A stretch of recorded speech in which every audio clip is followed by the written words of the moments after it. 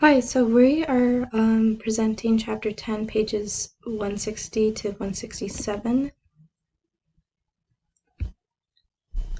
The first section talks about laws in juvenile justice facility placements. So underneath the IDA and the ADA, as well as Section 504, deaf juvenile children are required to have access of communication at all times. Two deaf children who had an interpreter for the classroom but did not have for counseling and video phones to stay connected with their family. This caused them to not know exactly what they were in prison for, as well as just having that sense of community.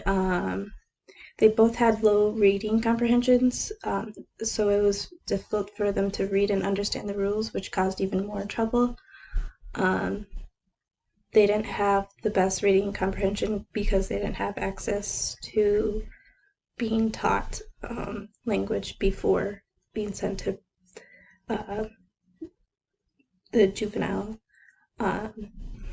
This went against the ADA and Section 504, and because of this didn't set the two kids up to be reintegrated back into society. With employment, there's the Social Security Act.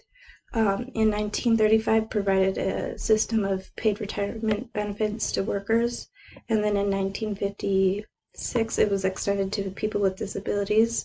This was based off of family income for people with disabilities. Social Security income oversees the Social Security disabilities insurance, which are for the deaf, blind, deaf, disabled, and other people who have disabilities.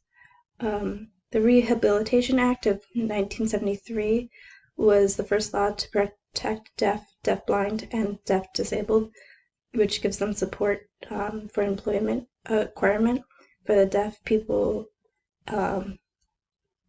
which was through coaching and setting up plans for how they were going to get employment or stuff like that. Then there's the Americans with Disability Act.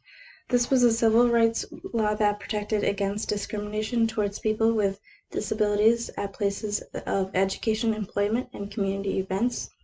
The aim of this act was to ensure everyone has the same rights and opportunities.